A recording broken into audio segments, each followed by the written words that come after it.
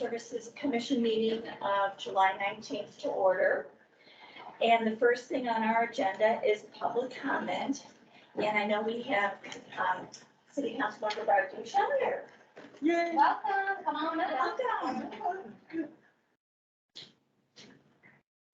Well, I am here on behalf of the City Council, and during this month, we are going out and meeting with each of our boards and commissions and say thank you for all of your work, and thank you so much for participating and being part of our city. And I was really honored to be able to get this particular commission because I really admire the work that you do in terms of the grant reviews that you do. I know that is a tremendously difficult and long process, but we're always pleased with the results that you come up with. And also, I just think that this commission has been such a vital part of how we responded to COVID, and the human services footprint in the city has grown so much in just the last 3 years, and all of that has come through this commission. And so just much appreciation from my heart for everything that you do. So, but on behalf of the Issaquah City Council, officially, thank you for everything that you do. Thank you, Barb. Yes, and then I'm going to head out, if that's okay. Yeah. All right, so yes, have a good meeting, and I'm sure you'll do good work tonight, so. we'll see Thanks, you later. Barb. Okay, Good to see you, thank you. yes. Okay. And I'm gonna push pause real quick. Start your own. Record's not on quite yet. She'll be on soon. What I don't know is if I'm recording it properly. I think we're good, actually. Okay, all right. Okay, so do we have anybody else that signed up for public comment? No. Okay, so we can move on to approval of the minutes from 2 months ago. If you can remember that far. And if anybody wants to make a motion, This is Commissioner Fish, and I motion that we approve the minutes from the May 17th meeting. Randy Bratler, I second it. okay, is there any discussion? Okay, and if I don't hear of any dissents, I'm just going to deem them approved. Is that the right way to say it? I will take it. It worked. Okay, I mean, I'm not going to ask everybody to vote. Yeah. Yes, Unanimous consent. Sounds good. okay. Okay, and now we're going to move on to our agenda items. Oh, okay, adopting the virtual attendance policy. All right, so I'm gonna go ahead and take that one. Sure. So, Tisha was going to be here, but she has a, family, event that's happening tonight, so she's not able to present this to our meeting, so she asked me to do that. And I, want to present, this is gonna be in our June meeting, but ultimately we want to look at adopting the virtual attendance policy. So it is in your agenda items. Tisha was able to provide the proposed changes that show what the edits would be, and then the clean version. And then the memo saying if we don't see any changes that we can adopt it. The main thing that I just kind of want to note here is that on section 6A, it's ultimately saying if virtual meeting platform and equipment, up top, section 1, its regular meetings will also include a virtual attendance option using a virtual meeting software. And so then you'll see the rest of the language changed to include virtual options. This is the same rules and regulations as our equity board, ultimately stating that we do provide and offer virtual and in-person options are available for commission meeting attendance. So do you have any questions or anything that you want to talk about before we vote? Just for people that weren't here, when we had our meeting in May, we decided we were just gonna basically, I don't wanna say have no rules, that's not correct, but be very liberal Okay. to make it very inclusive. And we had a lot of input from our new commissioners, which was important.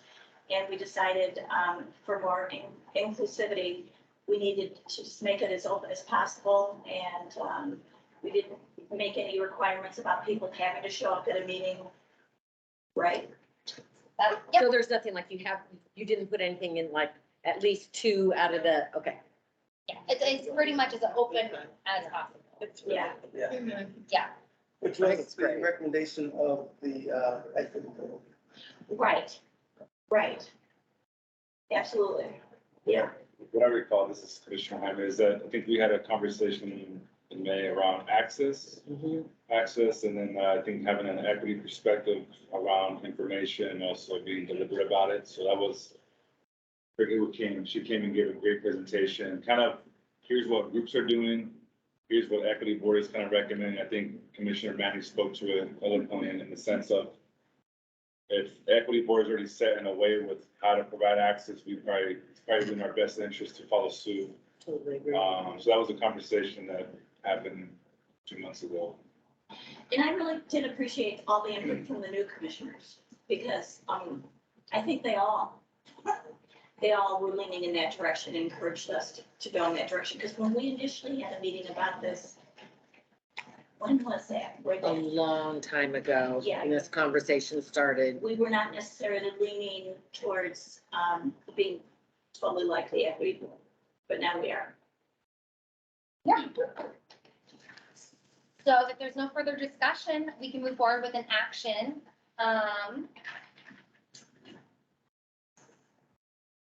So I need, if somebody to, please read this last part. Which part? The last paragraph, that's basically, moving the action forward. Okay. I'm gonna make the motion. Right. Okay, I move to amend the Human Services Commission's rules and regulations by adopting amendments to Article 3, Section 1, regular meetings, Section 7, rules of the meeting, and add a new Section 6, virtual attendance as proposed. Do I have a second? I second, I'm Maury Edwards. And, all in favor, raise their hands. Okay, it looks like it's unanimous. Beautiful, all right, congratulations, Human Service Commission. We don't vote too often, so that is a very exciting moment.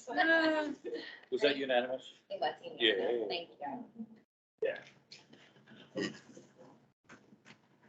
Okay, well, that was easy. That was easy. Okay, so are we ready to move on? Okay, and the next one is in Hannah's court as well. Human Services grant background and the quarterly report. Perfect, all right, so I'm gonna just share my screen here. And I'm gonna walk us through, a little bit of background of Human Services grants and especially since a few folks are new here.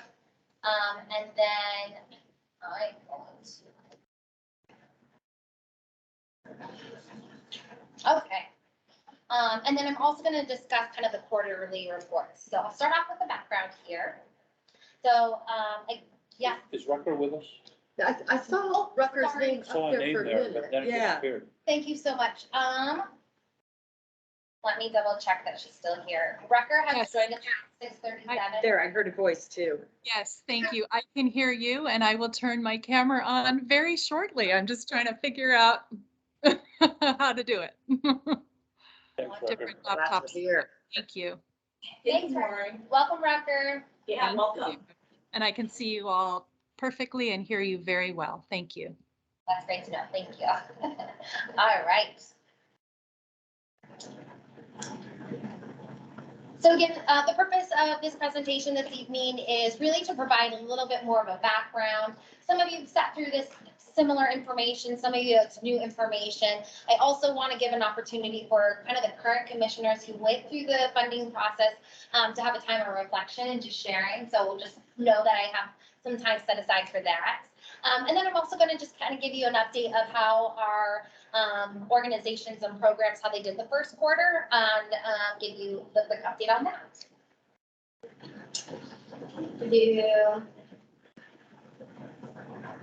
So this Human Service Commission, it was created back in 2007. And since then, you can see kind of the funding process has really grown in the work that you're doing and the funding that we receive. You know, what is the role of Human Service Commission? What's the point of coming together? And really, it's to make these recommendations to our city mayor, our city council, really regarding some of these human services funding. We have not just these grants, but additional programs and services that we do. But again, your main role is to, and it is a very daunting task. So I don't say this lightly, but you review these applications of our nonprofit organizations and determine which one will meet the needs of our community. Which one should we fund as a city, and how much should we fund them? So that is a huge part of what this commission does. And I just think this is a helpful graph to see kind of how the funding cycle works and how much money we've given. In 2015, it was just over 200,000, and we have now doubled that here in this funding cycle. So excited to see that growth and continuous growth as well. I have a question. Of course. Okay, so, the commission was created in 2007. When did the Human Services Department, when was that created?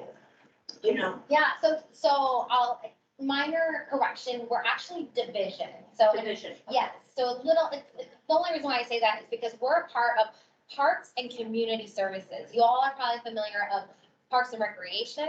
Well, we decided back in 2019, there was a reorganization for human services to go from sustainability under Parks and Recreation, changing it to Parks and Community Services. And so human services back in 2019 was a part of Parks, and it was just Monica at that time. So, But when was Human Services created, period? oh, period, within the city. Yeah, and you can say you have to look it up. I think I have to look it up. Call a friend. I will call a friend. My Right. friend isn't here today, so. But yeah, that's a great question. Because I don't think it's been around forever. You know, it hasn't. I know the purpose and human services used to be just a single part-time job, Right. and it has grown and expanded, and now you are seeing we are going to be a team of 10. That is mind-blowing to me. So more information on that. So it's a growing need in our community, and the city is growing with it, and I'm very proud of us for that. So what are these human services grants that we're talking about? So this is a biennial cycle. So every 2 years, the application process opens up, and it's a funding cycle for 2 years.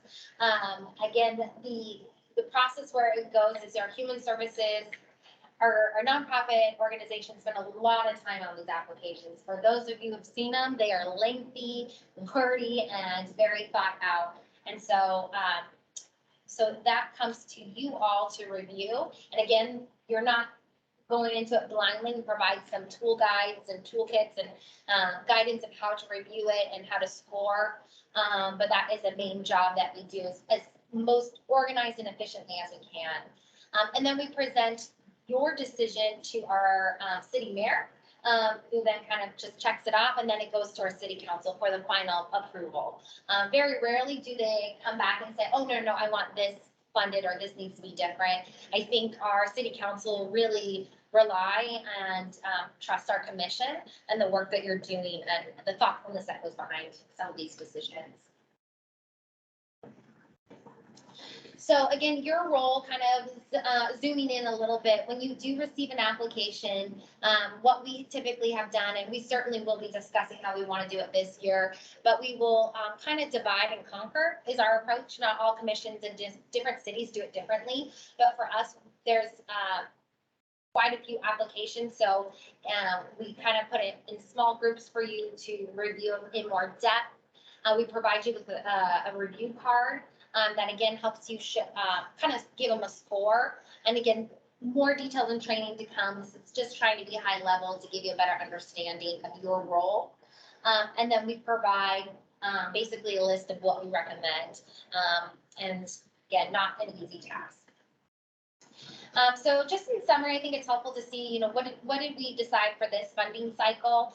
So I think it's important to note these big differences. So we had over $1.3 million in requests. These are organizations saying, I need this much money from the city of Issaquah to be able to do the service that we're doing. And you can see we only had a slim amount. And again, we started off with 500, we were able to increase it to over $556,000. But I think the number shows here also, the number of programs that applied were 81, and we had to cut half.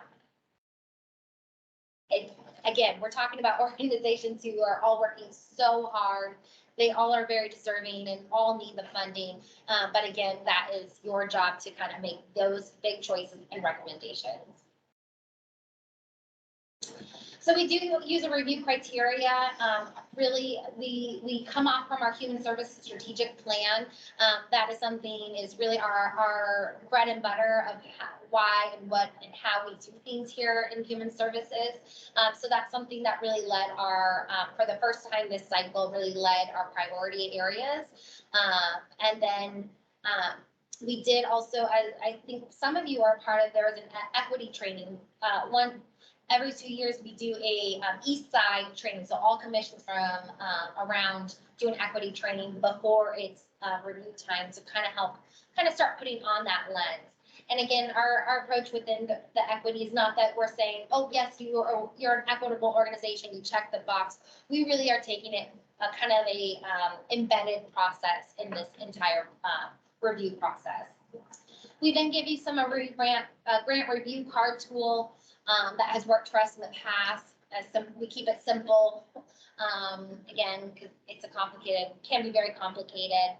We prioritize also location and accessibility. And then we also sometimes look at their past performances if that's a part of it. So this is just kind of an example of what the review card looks like. The green again is, yes, we definitely want to fund them. Red is, no, does not make sense for us. But we kind of have a list of what we score on, such as the equity focus, the performance, do they meet the community priority areas, such. So again, just recapping what the grant overview is for this cycle. We have $556,720 that we give annually. That is providing funding for 34 organizations across 42 programs. And I will say the number that is estimated is just under 5,000, but I will tell you it's usually like triple that from what we see. But that is the goal that they are saying they want to see. And this is just giving you a different visual of how the funding is divided. Again, these are our priority areas from our human services strategic plan, including housing continuum. That includes homeless programs such as shelters or affordable housing programs, and homeless outreach programs. We have community resources, which is kind of a catch-all be-all, including like employment services, the food bank, different resources like that. We have physical and behavioral health, and that focuses on substance use, mental health, and a few physical services. And then a new one that I think is really important is making sure, that was a big call in our strategic plan, is making sure that there's programs here in Issaquah that are very culture specific to certain groups that make them feel safe and welcome and included in services. So that is something that was a priority area in our funding. So I kind of want to just take pause here and kind of open it up to you commissioners, right? You're the ones who not too long ago went through this. And then we have a few new commissioners who are going to kind of be gearing up for this. Love to hear a few thoughts on good, bad, ugly takeaways. Come on, guys. This is Maury Edwards, and I felt like the tools that we had worked really well. The scoring card that we had, Trish came up with a chart that we used that was really handy. Yeah.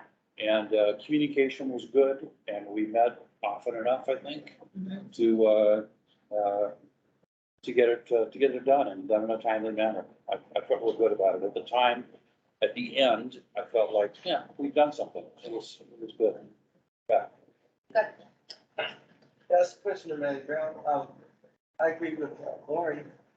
One thing that I really appreciated was the divide and conquer part of it. That's what I agree. I mean, Yes. going to, can that go to 90 of these and try to figure out which one is more or less important. Yeah.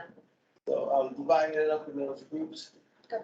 was really helpful, and, working with the team, especially, Lauren, was amazing.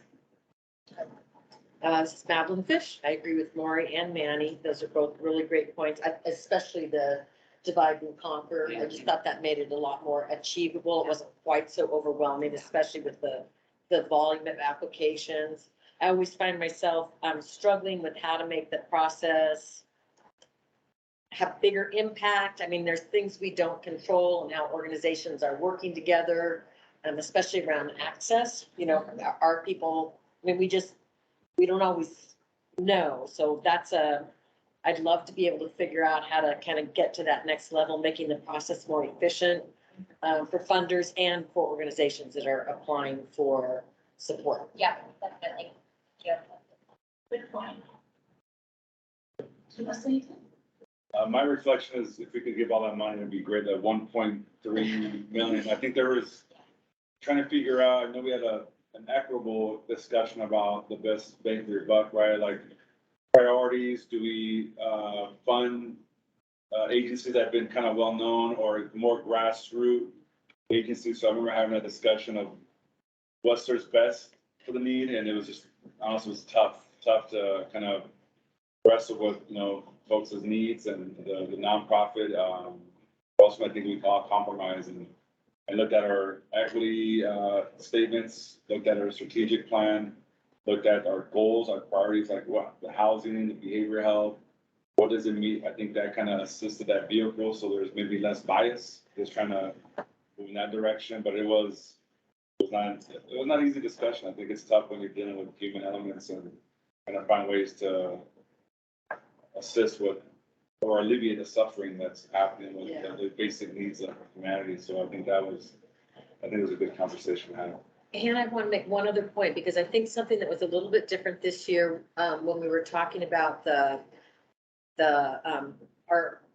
goals, that wasn't the word we used, the, Priority area. priority areas, in that, you encouraged us to kind of think about allocating more for fewer organizations rather than going thin and everyone, and that, I think that that's a good way to have more impact. I understand that means that, we were only able to make awards to 42 programs from the 80 that requested it, but I do feel like there is that increases the opportunity to really show impact. Yeah, definitely. Appreciate that. And that was the message we got, at least I remember getting from city council. Yeah. Because the previous granting cycle, and that was during COVID. And I think there was this emphasis on, okay, we gotta help all the nonprofits. Right. And so they it was like spreading peanut butter. They just spread it all over the place. And I don't have the statistics in front of me. Mhm. But I think the message we got from the mayor and the council after that, when we did the granting last year was, okay, let's just really focus on where we really think it's gonna make an impact. There was also an emphasis, which I really supported, I think we all did, was supporting local. If there was an organization that could deliver the service that we wanted that was local versus not local, and then, of course, if it's not local, there's the transportation issue. So, I mean, there's so many reasons to support local. Yeah. And we did really have that emphasis in mind as well. And then I can't help but say, having the strategic plan as a guiding light, Totally agree. oh my goodness. Yeah. It just, This is, Manny, I also, appreciate the follow-up when we came together and said, what can we do next year or 2 years following? And one of those things we came up with was site visits. And, Yes. I don't know if that's gonna make it, I already visited 1 or 2 of those, and Yeah. I don't know if it's gonna make it easier or harder. Yeah, exactly. next time, but yeah, I think it's a great idea. It's great. Maury Edwards here again. The thing to bookend what you just said was the DEI training that we had to begin with. Kind of the focusing, the lens through which to view this whole process was out in the open. It was stated, it wasn't like implied or any of that. It was Yeah. right out there. Yeah. And I really appreciated that as a new commissioner, Yeah, knowing that was, it wasn't gonna be an uphill battle. yeah, exactly. And I think the takeaway of the DEI training, which I think helped with the equitable lens, is that not everybody can afford a grant writer, right? And so there's these small organizations that they may not be as well written or spoken in their grant, but that we should really just kind of put away some of the minor grammar issues, or maybe, just kind of the logistics, and really focus on, well, what are they doing? Do their services? Because we know these organizations are working hard, all of them are, and they're all deserving of funding. And so I personally really appreciated that perspective from that training. So, Hannah, maybe this isn't the right place to ask this question, but so that's what kind of work, those were tools that we all found effective. Have you heard much from the other side, from the organizations that are actually going through the process of getting their request in front of the? do you mean, you're not talking about like specifically the equity? Like, No, I'm talking about like if the programs that made their applications for funding from the city of Issaquah that we reviewed. Have you heard much about, is that process working for them? Are they finding that it's straightforward and, I don't want to say easy to navigate because I think that would be a stretch, but yeah, at least doable? yeah. So, here's the challenge with these organizations. Most of them are applying not just to Issaquah. Right. Right, and so Issaquah, we come in and say, well, here's our strategic plan, and here is all the priorities that we have. Please give us a paragraph to explain how you meet some of these priority areas.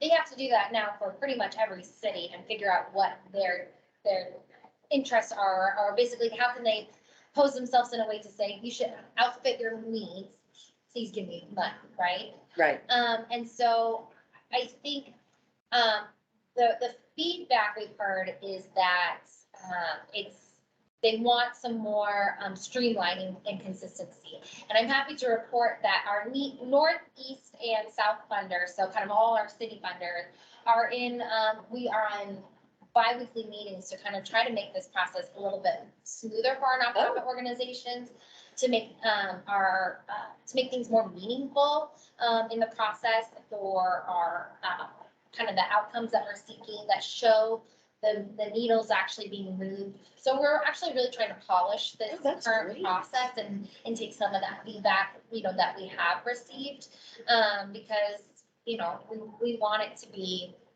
an equitable process. And, we also know a lot of them don't have time to write these grants. So doing what we can to streamline it, I think will help. So I think as funders, we are working on that back end of things and in preparation for our funding.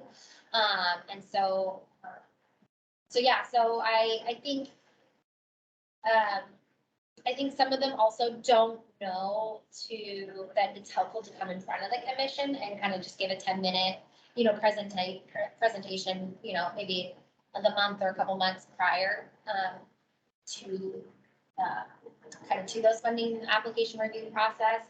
So that's something right now I'm already trying to kind of put in our nonprofits head of like, hey, this would be, please, you are more than welcome to come and visit us at our commission meeting and talk about your organization. That's great. So, Good stuff. yeah. So those are a few of our kind of updates and changes that we're trying to do to improve the process. Okay. Yeah. It's better to do it before than to be the one that doesn't get the money and do it after, right? Yes, exactly. It's true. So, Keena, do you have any other questions or anything? You're the newbie here in Rucker as well.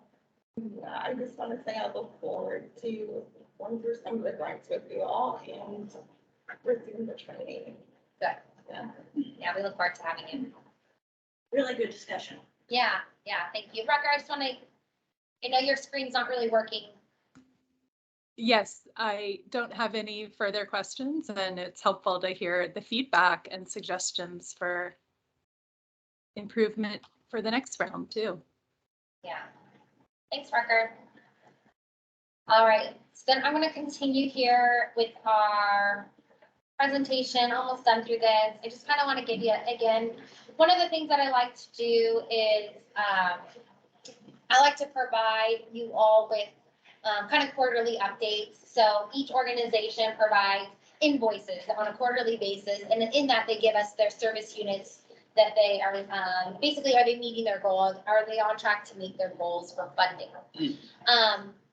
One of these things that they, again, this is kind of information to help you understand, but part of our contracts are what we call pooled contracts. So meaning that they have one contract with the city of Bellevue, but it's an Issaquah contract. So about half of our contracts, we go through the city of Bellevue, and basically we pay city of Bellevue pays our nonprofit organizations. So it's our money, but they're doing some of the admin. So, okay, so wait, I'm confused. Sorry. So there's a decision has been made that the city of Bellevue, for example, is gonna get a certain amount of funding from the city of Issaquah and allocate that based on their process? It's our allocation. So everything Okay. that we are saying, but it's called a pooled contract. And the point of that is really to help the nonprofit organizations Okay, to be able to do one report versus five, because they have 5 cities that they're. got it. So they Got do it. one Okay, report with okay. all of our city information. We approve, I'm the one who's processing it. I'm the one who's saying, yes, make this payment. But it's city of Bellevue who does some of the admin piece of it. Got it. Question, Hannah, Maury here again. Is that because a lot of the work is actually done in the city of Bellevue? No, Is it a site thing? no, it's not a site thing. It is a funder. Just a city. pooled? Yeah, it's what we call pooled versus non-pooled contracts. So is it directly is there contracts and check comes directly from Issaquah? Or is it going through Bellevue, who's representing all of these other cities in this one Makes contract? sense to me. Yeah, but it is definitely our money. It is definitely our allocations Got and our approval. We are still overseeing that contract, and in contact with those organizations, but they are also funded by multiple organizations. Are we able to break out people that are being served that are Issaquah residents? Yes. Yes, Okay. yes. Okay. So, yeah, so sorry for the confusion. I didn't mean to go in the weeds on No. that, but it's We okay. have that in our report when we, when the grant writing. Yeah. too. Yes, yes. So for this quarter, I know that I'm working on my quarter 2 reports right now and invoicing, because the way it works is that they do, the first quarter is January, March. Mhm. Right? Yeah. Great. Yeah. Okay, thank you. So you have January, February, March, and then it's due the next month on the 15th.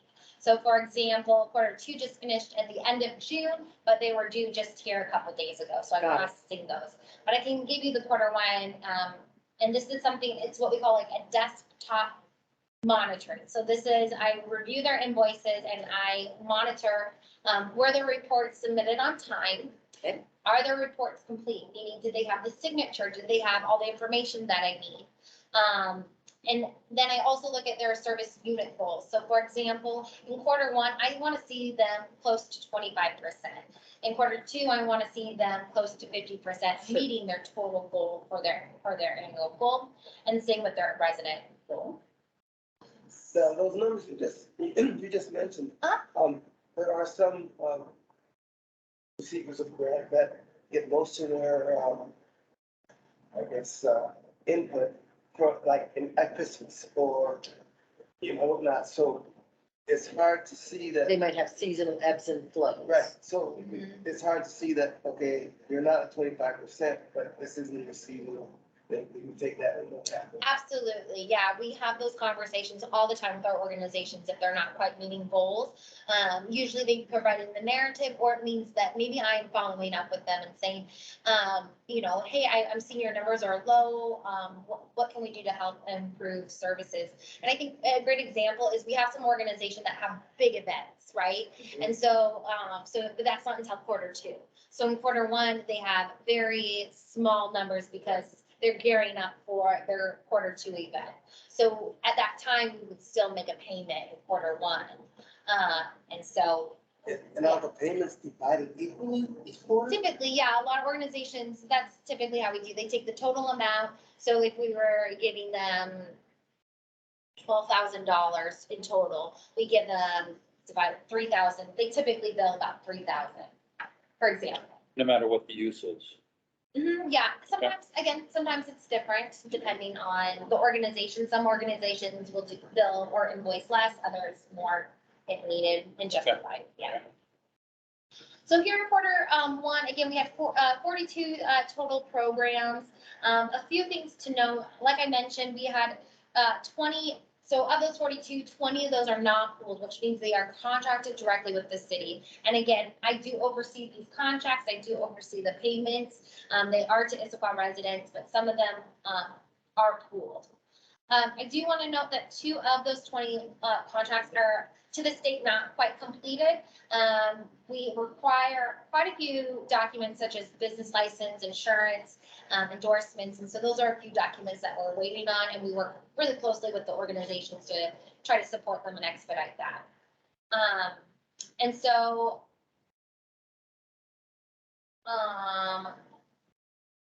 so of the 22 total pool programs, our contract payment goes through the city of Bellevue. And this again is for Q1. This is for Q1, and I did this in June. And there was a few contracts within Bellevue that were not complete. All to say is that there was some delay in some of our contracts with our organization. Not too common, but there's usually a handful that it's just they're smaller organization. It's a little bit harder to get some of these people. So Does that mean then, Maury Edwards again, does that mean then that they don't get paid? Okay, so they don't get paid until their contract is what we call executed. okay. But they will certainly, they will see the money. Once, if they've done the services, right? So for these smaller organizations that we don't have contracts for, we are going to pay them up like 3/4 payment in Q3, for example. Makes sense? Wow. So, Kind of force them to get that done. oh yeah, it's important. I mean, it's just, it's part of our city policy. I would love to just say, yeah, here's your check, but there's a lot of, we are stewards of taxpayer dollars, and That's right. we need to make sure we have insurance in place to properly be liable. So, yeah. So as far as our service unit, again, service units really, they vary. And they vary depending on the organization, on the services, the programs. And so sometimes you could see things like a service unit being number of nights that somebody stayed at a shelter, or case management hours, or emergency assistant funding dollar amounts. So it does vary, but we set those goals before we sign the contract. And of the reports we received, 85% were on target and meeting 25%. Well, that's pretty cool because only 80% were contracted, and met the contract. So that means some were overachieving a little bit. Definitely. Excellent. Yeah, quite a few of them actually. And then as far as the residents meeting quarterly goals for the first quarter, we had 4 organizations who were not quite meeting the residents' goal at 25%. But again, Q1, there's a lot of they're just starting the year and stuff. So there's usually never big concerns in the beginning. As it's coming to Q2, Q3, and if numbers are low, that's when I really step in. And again, I take the approach of, hey, how can I help you, right? Like, let's get your number. Issaquah needs these services. How do we get your services out there? There's ways we can promote your organizations. You can be a part of some of our events we have. So again, it's not I really don't take an approach of you're doing something wrong. It's just, how can I help you?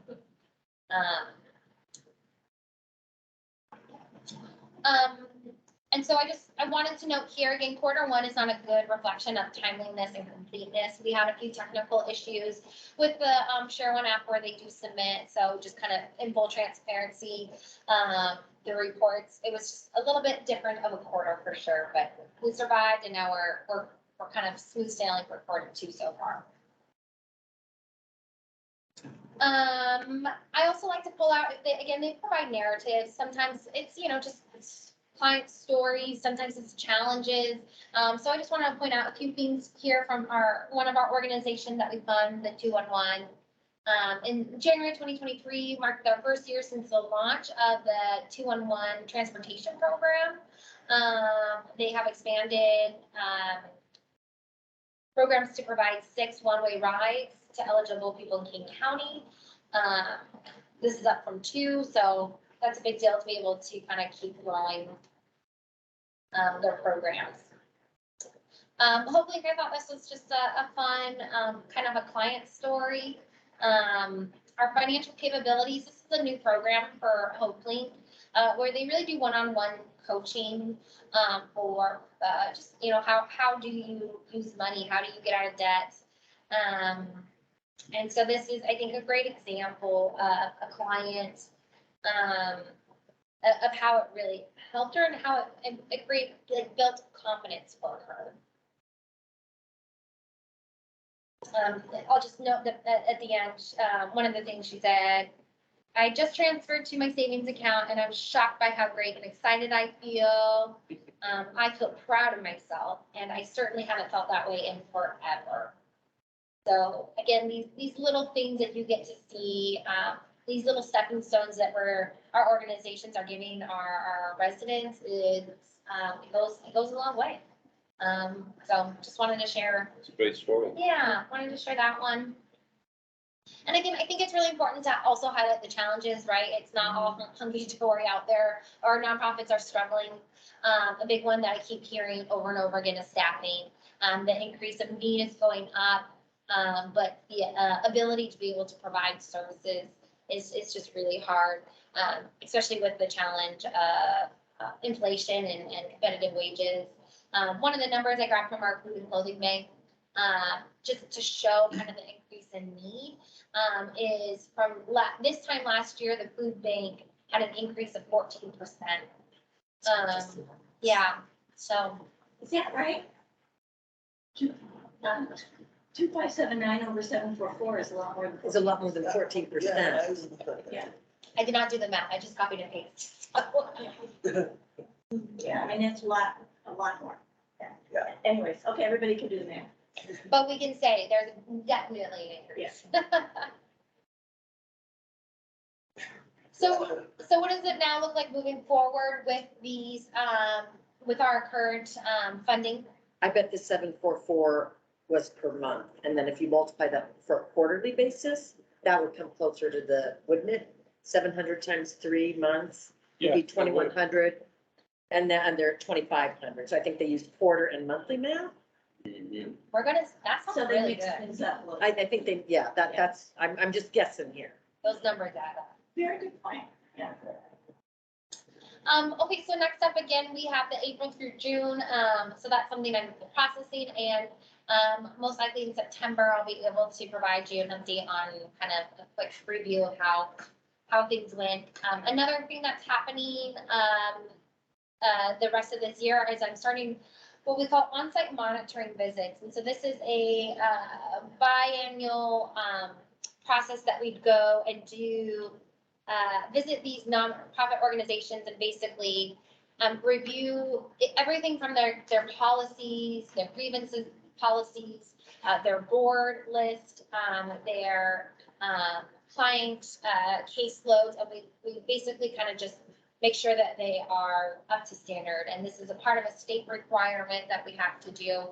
But I'll tell you that this is probably one of my favorite jobs is not putting on the audit hat, but just putting on the relationship hat, going on site and saying, hey, we're here to advocate for you. Like, show me all the good work that you're doing. Yes, there's a few things that we have to check off the list that are important and they're there for a good reason, but it's been such a great opportunity to meet some of our partners and see their organizations in action. So Yep, so that's been happening and I will probably provide an update, next quarter. So how many partners, organizations are you gonna be able to, are you gonna do all of them? Nope, I'm not gonna do all of them. I'm gonna do all the ones that solely just Issaquah funds.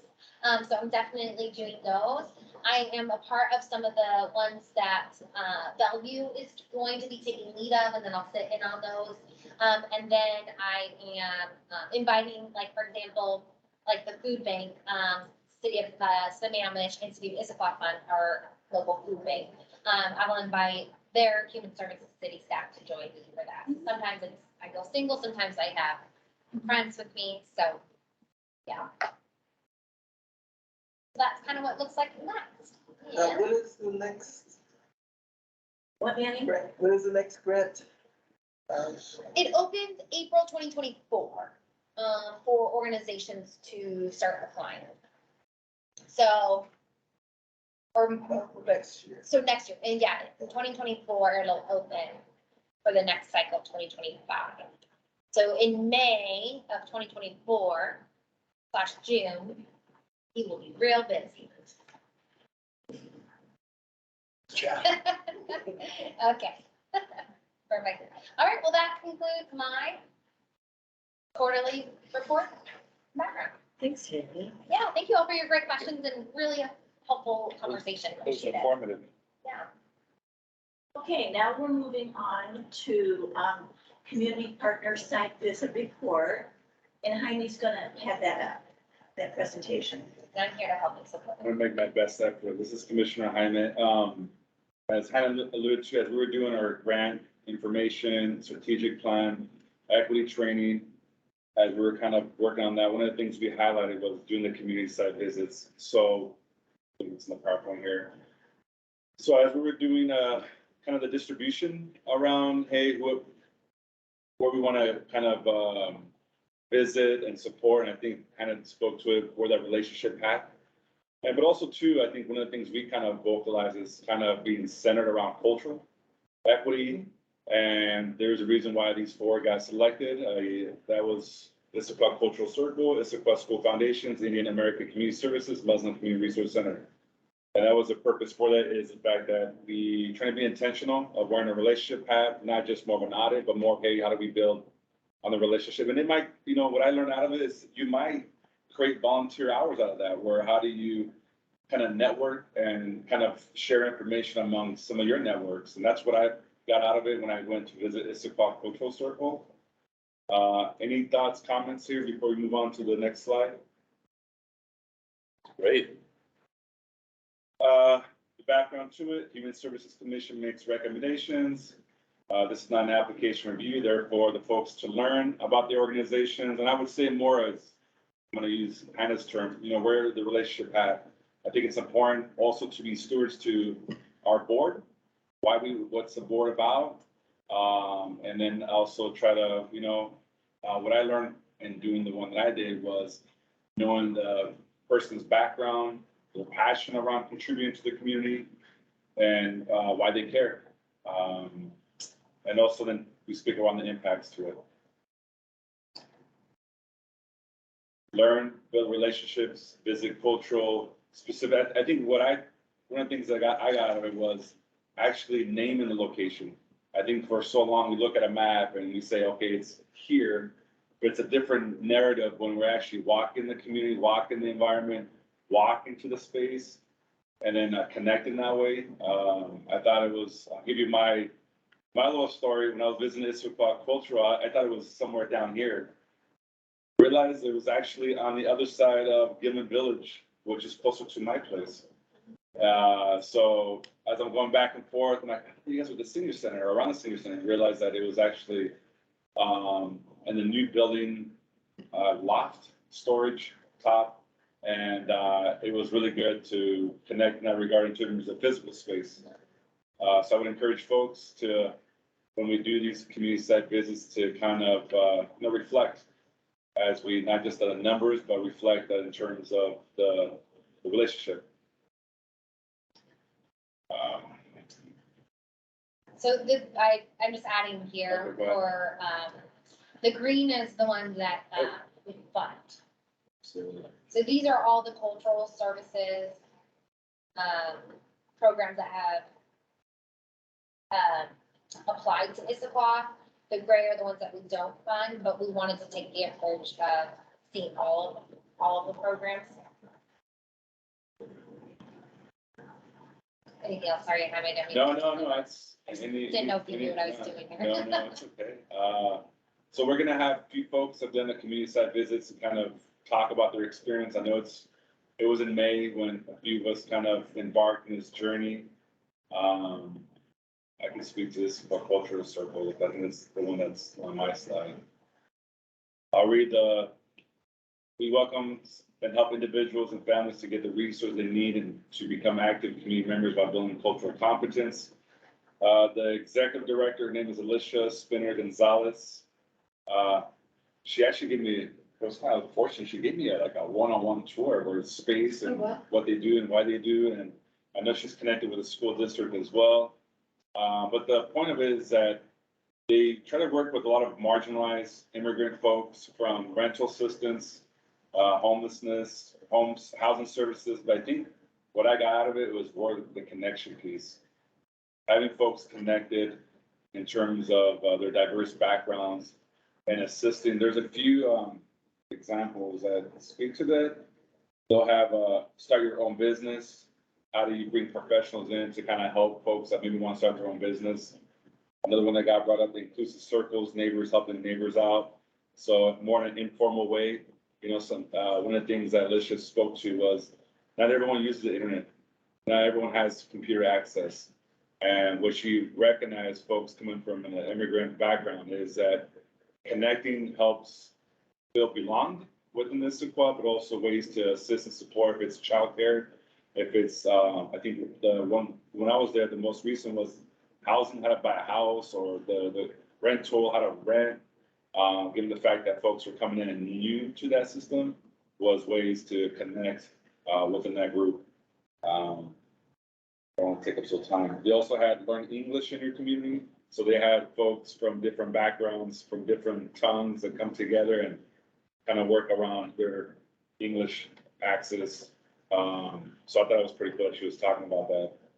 And the circle is open to all. It's open to Issaquah community, which is kind of cool. Was that when I was chatting with her, she said, you need to go check out I'm pulling up on my phone here, the inclusive circle. And that's the circle for all kids, for all abilities. Every second Thursday of the month from 7 p.m. to 8:30, they meet to enjoy circle time with Music Works Northwest. And it's physically just right here on the next side. I didn't know that. She was like, oh, it's going to be in this location. I'm like, okay. But actually, I played my basketball league games on Thursdays around 6 o'clock, and I heard noises, and I was like, I bet you that it might be At the that. garage. The garage, yeah. Okay. And so I pulled to the side, and I had my little girl with me, and I saw Alicia outside, and I was like, Alicia, what's going on? And she was like, remember I was telling you about that?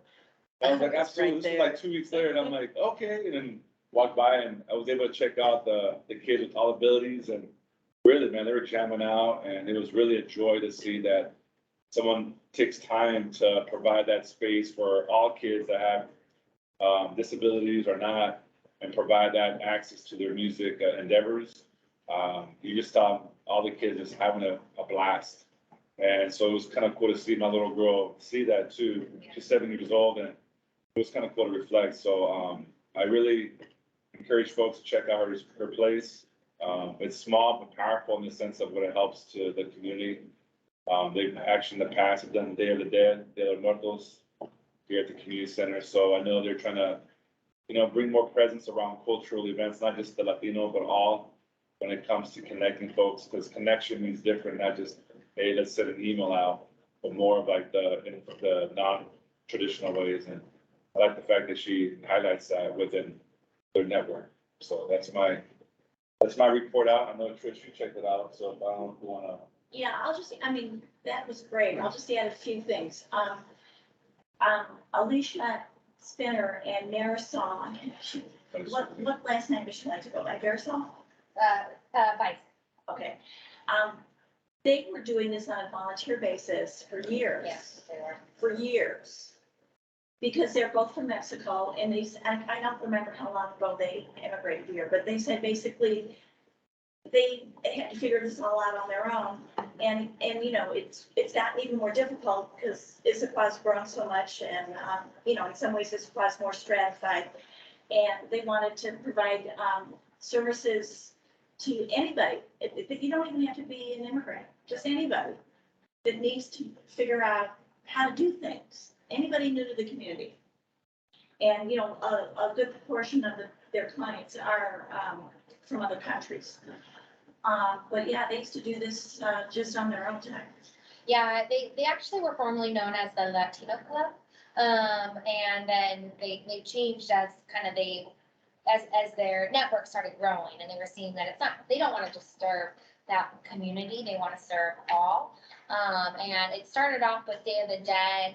Alicia had her, just kind of opened her house one year and all the neighbors started coming. And then the next year she did a big event and people like she didn't even know were coming in and enjoying kind of the cultural aspect of it. And then they got connected to the city to have it hosted in the train depot, then the community center. So it's, I mean, yeah, they do a good job. They know people very well, know how to bring people in. So Yeah, and I think we are their largest funder. Yeah, they were a grassroots organization, which means they weren't quite considered a nonprofit with the required 501c. And so we gave them a small funding, so they didn't have to go through the traditional application cycle. Same with the garage, actually, last cycle, but they both received nonprofit status and then applied. Yeah, so they're still, both of them are still considered grassroots. They're very small. and they both have, I mean, Marisol works for the city. I mean, they both have day jobs. Yeah. Yeah. And, I mean, they just do this because they're so passionate. And like Alicia was telling me, you know, right now we don't really have a clothing bank. Alicia told me that her front porch has turned into a clothing bank. Oh, wow. And, yeah, so I mean, they're just very passionate about helping people however they can help people. Yeah, so great organization. Yeah. All right, we're gonna move on to the next, site visit. Issaquah School Foundation. So I attended their event back in April. I can also tell you right now that it is I don't know how familiar you are with Issaquah Schools Foundation. It's been around for a long time. It started a couple of programs, TEALS and Voice, that they kind of developed, incubated, and then they've actually turned those over. So Voice has now been turned over actually to the Issaquah School District. TEALS is now run by Microsoft Philanthropy. They are an organization, I'm going to say in transition. Their ED left recently. One of their staff members, Val Corick, stepped in to be the interim executive director. And I know they've lost another staff member too. So I know that they're asking a lot of questions there. School enrollment on the east side is moderately down. I'm sure you guys also have followed the whole thing in Bellevue where they actually shut down a couple of elementary schools, I think. And so they are asking questions about how to have the most impact, and also that they've got to figure something out with their reduced staffing, which you had a slide earlier talking about that, the challenge of finding people to work in the nonprofit arena. Anyway, they have a lot of great programs. They used to focus on grants to teachers. They focus more now on programs that might support academic success, STEM education, support for the arts, support for basic needs. They have a backpack program.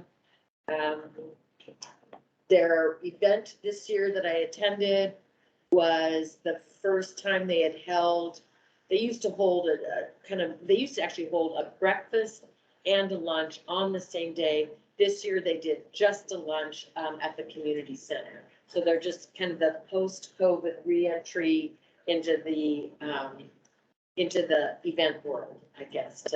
So hopefully that'll help engage more people as they become more aware of the great work that they do in the community. You guys have any questions? Thank you.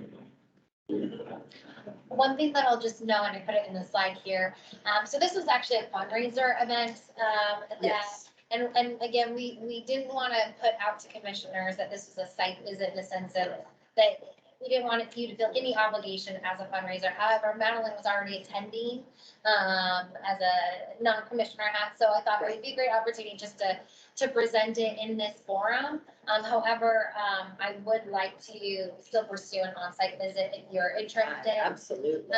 I do know that they're going through some staffing transition, so we'll move forward with that. So just a side note. Remind me where their offices are. They used to be, they used to be up here in one of the buildings on the, what's the school here now? No, Gibson, Gibson Ave. Oh, okay. But I would have to double check that honestly, because they have had different locations. Because for a while there, they were by Sunset Elementary. Yeah, On the plateau. I feel like I saw them on the plateau, but I would have. Yeah, I would have to look up the actual address, but I will pursue a site visit. Yeah.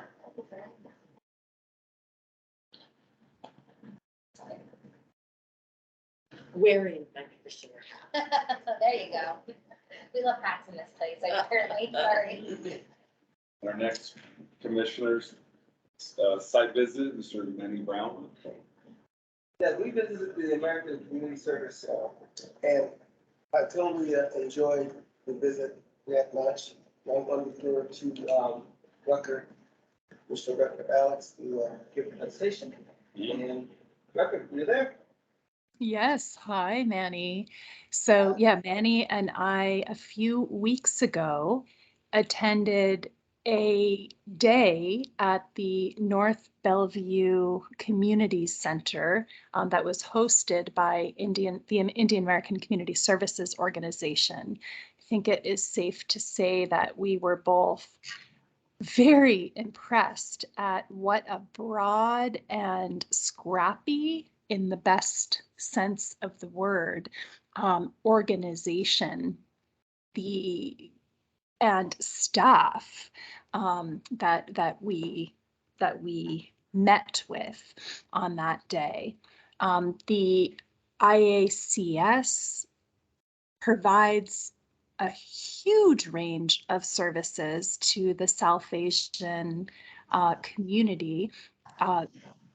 Everything from little tiny kids to seniors, women, business owners, helping coach small business owners, helping people in crisis, both mental health as well as I think financial counseling for people who need support in navigating US financial systems. The day that we were there included a whole host of events. We were invited to join a seniors event. So what would you say, Manny? Dozens of seniors, mostly of Indian origin, who were eating a free lunch, delicious. They gave us some as well. Followed by bingo, preceded by, I think, a yoga or dance class. Following that, they try to integrate on-site discussion groups, which are meant to encourage people who culturally might not have a lot of support for discussing a mental and emotional challenges. So encourage people to share and listen. And then there's also options for one-on-one mental health counseling. As you can imagine, we were told by one of the, I think, 6 staff members that took time to speak with us that the mental health counseling, something that during the pandemic really skyrocketed in terms of demand. And they kind of stepped up to meet that demand. IACS also hosts on-site events and regular activities in Issaquah as well as Sammamish, in addition to Bellevue. So yeah, I was very impressed by the warmth and commitment of their staff members, and again, by the breadth of the activities and these services provided to their community.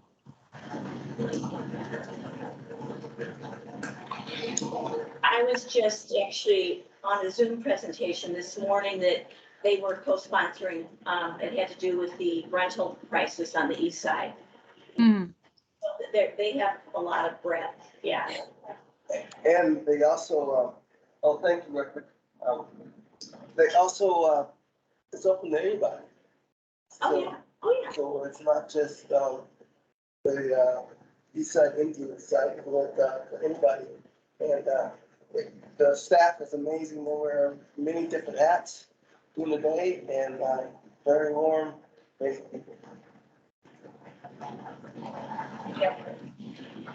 And yeah, they are engaging in some policy work as well. I was curious about the kind of, well, their approach to partnerships with other community organizations that might focus on different demographic and cultural communities, but kind of with shared missions, like how do we support small businesses, or how do we get more space for people to gather?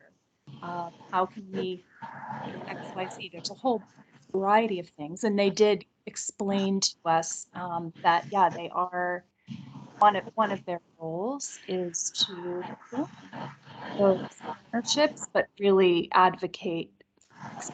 form those partnerships so they can better advocate to cities like the city of Bethlehem. But they're really focused on like the Indian origins of the community that's there. Some of whom, of course, were born in India, some of whom just identify as being of Indian origin.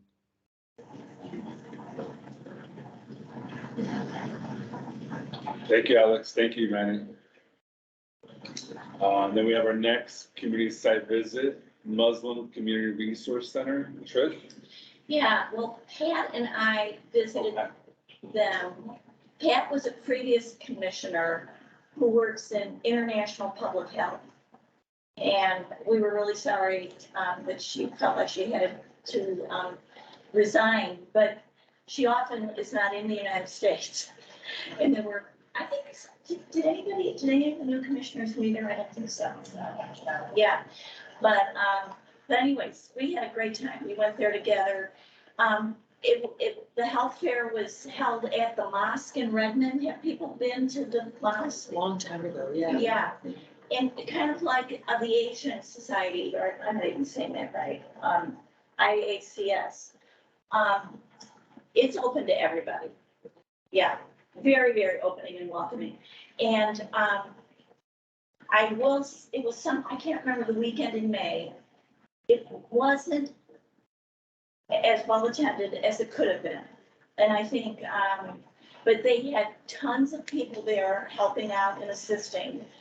And they had all these vendor or people could bring booths for free.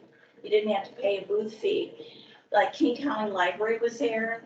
And then all these different King County organizations that most of them did have to do with health, but you know, the library wasn't really, I mean, libraries a lot more than health.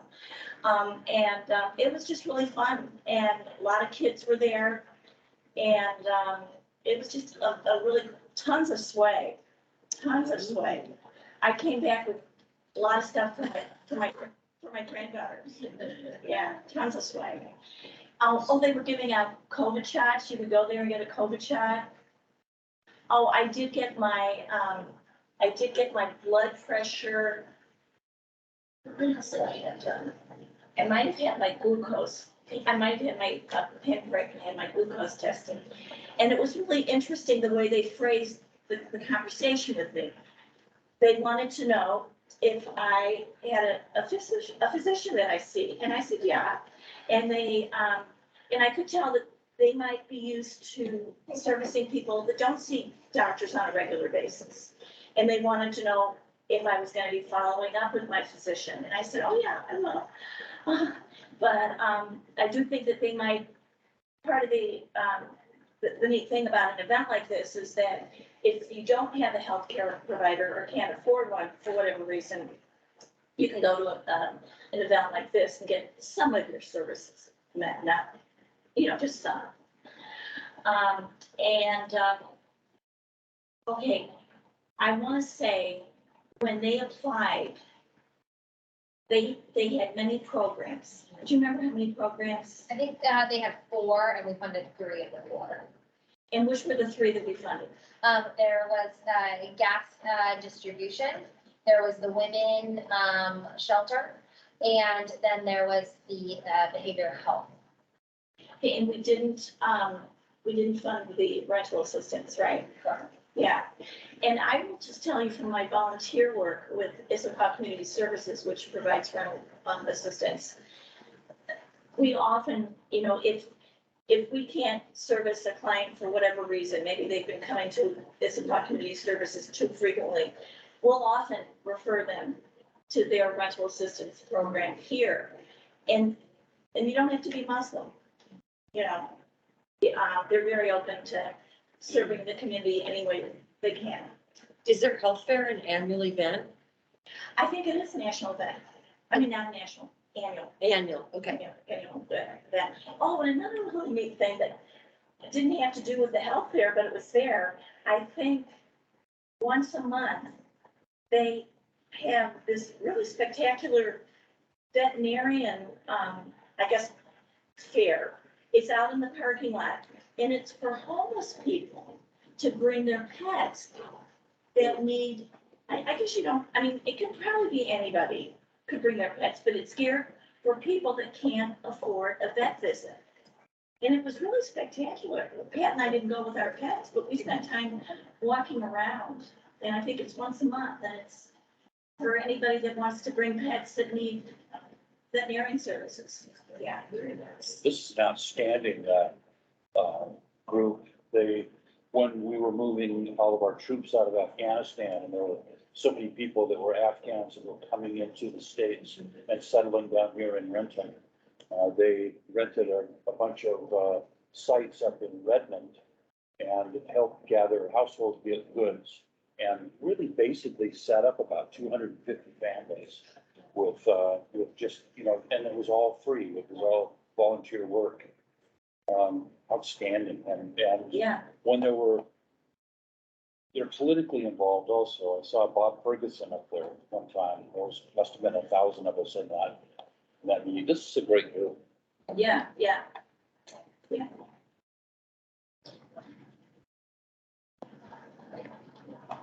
Thank you, Trish. Do you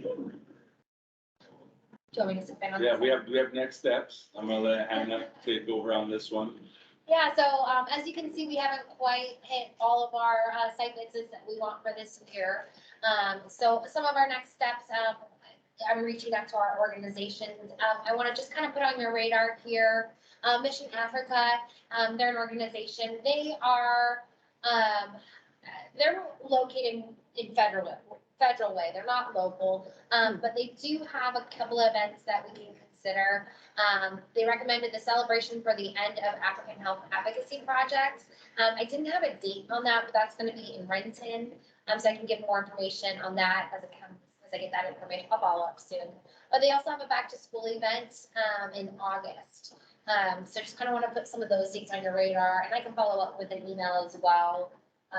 But I know we want to do a site visit with them. And then there's other organizations I'm in conversation with, our Chinese Information Service Center, Essential First, and Kin on Healthcare. And then Madeline's taken leadership on the Schools Foundation. Yeah, can you go back to Mission Africa? What was the event that you didn't have a date for? It's Celebration. Is that, Do they have it up now? yeah, Saturday, July 20th. Oh, that's this weekend. This weekend, if any of you want to go. I can send you an email with that information. I had signed up for the African Mission Africa, but I can't. That's okay. We have August, and we can certainly do it's something totally different as well. Do you have lists of who we signed up for? Yes. So this is the list, over here is that we still need to schedule a site visit for. So that's, Did I sign up for any of these people? Oh, the list of who? Yes. Yeah. I have to revisit that. Okay, Yes, but we actually have a few new commissioners that we want to check in with, and so we'll probably kind of need to relook at. So I'll put that on my radar here in August and September of reconnecting with these organizations to kind of put something here for the fall, for all of us to visit, and then we can kind of re-sign up for places, okay, if that's okay. yeah. And I will tell people, last year was my first time in the granting cycle. And, I just made soft visits on my own. That's great. I went to Essentials first. I didn't know anything about it, and they applied for grants, to Issaquah. And, yeah, I mean, Monica has said that she will, if anybody wants to just go someplace on their own, whether it's any of these organizations that we granted this past granting cycle or anybody that applies in 2024, you can go just on your own. And Yeah. Monica will, and Hannah will help Yeah. make those connections. Absolutely. Happy to do that. Yeah. So more to come in September. I'll provide an update during our next official meeting. So that wraps that up. Thank you, Jaime, so much for leading us in that. Thank you all for your wonderful presentations. Really appreciated your insight. Okay, are we moving on to reports? We are. Okay, so the next section, it used to say the chair report, and we've now changed it to chair and commissioner reports. So does anybody have anything human service related that they want to give a shout out on? I have a question. Yeah. I know that, the Motel 6 project, and that you had put that out for contract, and and so then you made it into a position. Yeah, it's part of my staff report, so Oh, I dang it. Okay. I'd Oh, be wait. happy to give you an update on some of that, if you don't mind holding off on Yeah, that. absolutely, Yeah, great question, absolutely. though. Yeah, definitely a hot topic. Anybody else before we turn it over to Hannah to give her staff report? Good segue, nothing? All right, and I will just add, we typically do have a use report, but Preston emailed me and was not able to attend and reported that he did not have a report, so. Okay. I'll add to that. All right, so, this was, back in June, our city council, did approve our, Motel 6, lease, and so we currently have, 10, temporary rooms, that are going to house, residents who are experiencing homelessness for our emergency housing pilot program. I am happy to report that we have 3 staff fully on board, Wow. and they are on day 3 Oh, my in the gosh. program. And so, yes, we are very excited about the work that they're doing. We have some fantastic staff, great policies in place. As you all know, this program, or maybe you don't, it's a really intended, to be a high barrier shelter for the individuals that we are already working with in our homeless and behavioral health program. It's really intended to be that transitional place of, to get them to permanent housing and living independently. So it's a supportive, housing opportunity for them, with staff. The max, residents that we'll have there at one time will be 20. So that's a very small program in comparison. So we're really That's excited for the great. work that's happening there. And, we will have some of those new staff, you'll get to meet them probably September, October. They'll be able to meet them and they'll provide probably more of a presentation. So more information to come on that, but we're very excited for, the work that we're doing. It's very near and dear to all of our hearts, so. So did you see some people have moved in already?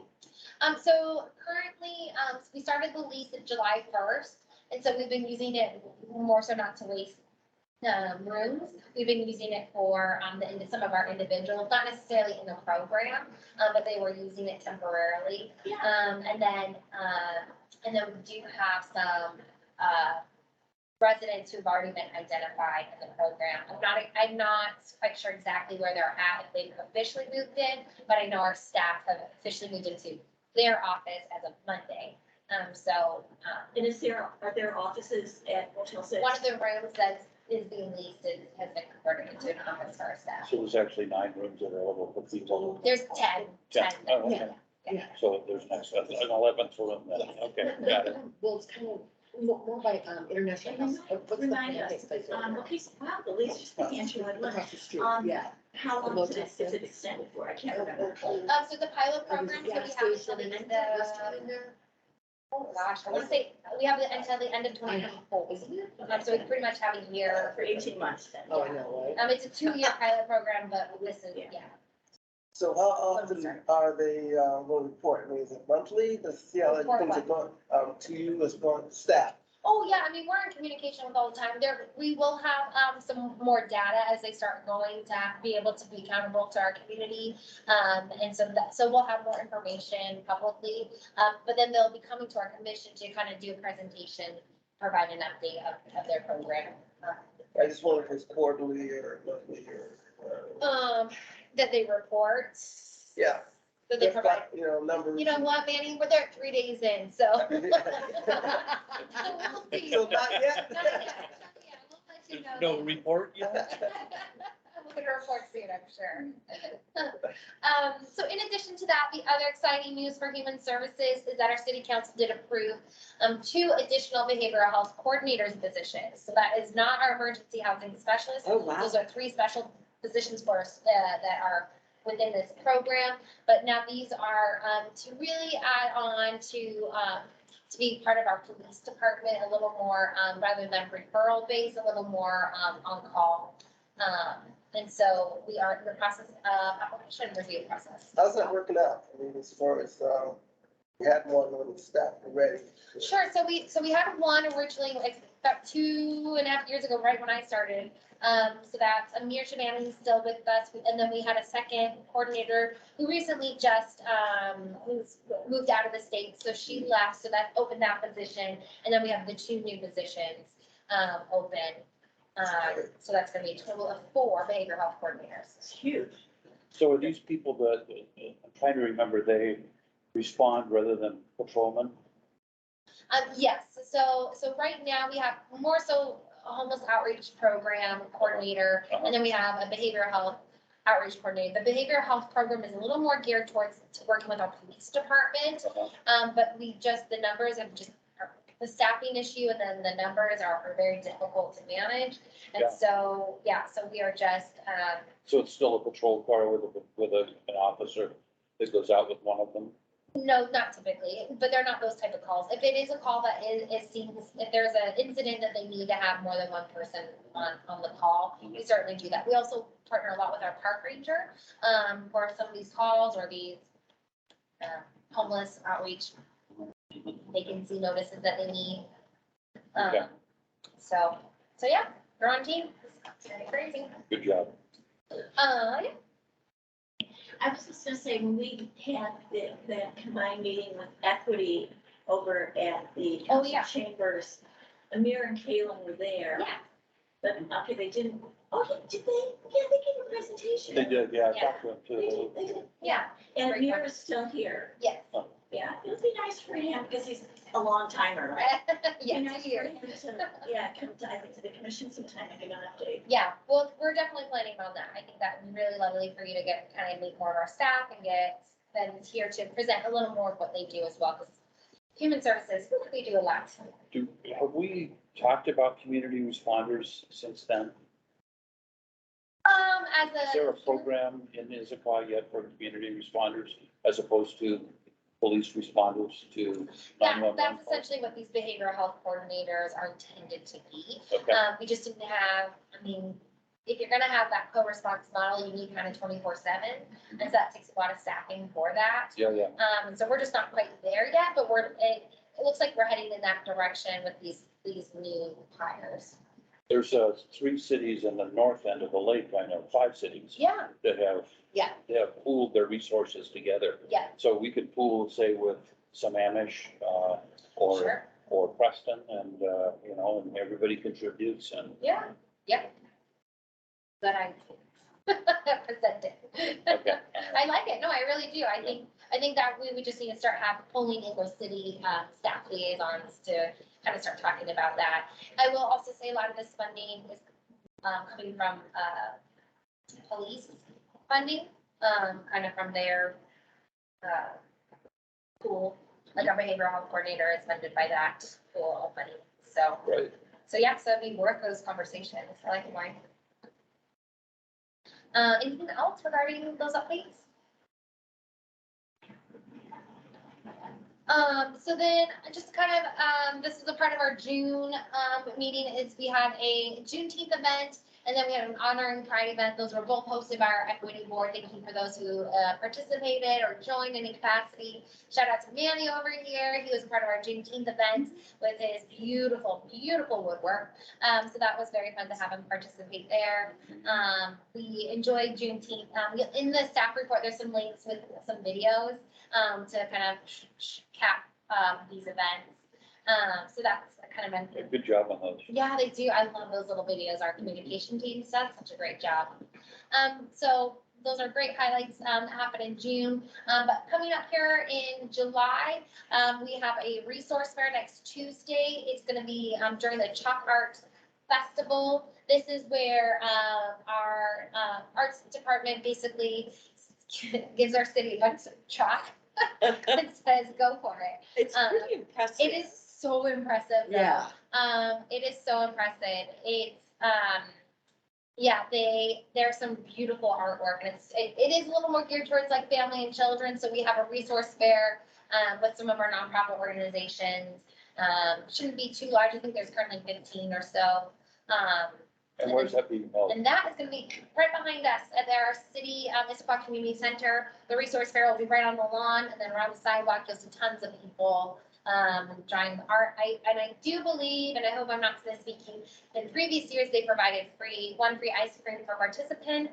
And I believe they're having that this year for their, for participants. So, that the Chalk Art Festival is from 12 to 4. The resource fair though is just from 12 to 2.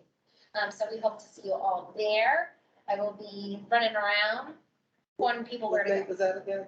That is next Tuesday, July 25th. 12 to 4 p.m. 12 to 4 is the Chalk Art, and then 12 to 2 is the resource. Okay. So, the other thing that I didn't put in our staff report that you will be receiving more information on, is our, Welcome Week event. It is on, please put it on your calendar. This is a spectacular event. It is, September 8th, which is a Friday from 5 to 8 p.m. You'll start seeing probably lots of, promotion and advertisement. I'll send out flyers. But this event, we are so excited. We're gonna have an African fashion shows, our main piece. We have some interactive art that will really be inviting. One of the things we're hoping to do is have community do like little art pieces that we will ultimately try to make a big community mural out of. So we're really trying to gear it towards kids and have some fun things. One thing is a little bit of push. I think we're gonna have like an animal balloon artist for the kids. And we're having some volunteers do some face painting. And then we'll have some great music, some interactive dancing. So, bring your families, bring your neighbors, bring your kids, bring your kids. It should be fun. Some more information on that. So that's my last little staff report that I have. Thank you. Great. Well, so that leads us into, there's all these things that are happening before our next meeting. I realize that, yeah. Yeah, Yeah. because, okay, apparently the city has mandated that we cannot meet in August, right? Yeah. So we're not gonna have a meeting in August.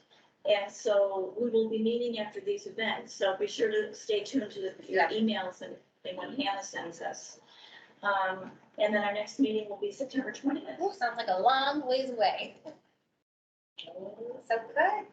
So I hope you all enjoy your August and your time off, and I know, and I'll be just keeping an eye out on your emails for updates on some site visit opportunities with our nonprofit organizations, as well as, kind of the events that are coming up, such as our Welcome Week event and our resource fair. And there's probably gonna be a resource fair at the welcoming event, right? Oh, yes, there is a big resource fair at the, Welcoming week. yes, so with nonprofit organizations and also different organizations that if you were new to Issaquah, what would be helpful for you to know? Ways to volunteer, ways to participate, services, those type of things. So, yeah, should be a good option. Cool. Okay, so, unless anybody has anything for the good of the order, we'll adjourn. Thank Thank you, Trish. Thank you. Oh, it's on. So-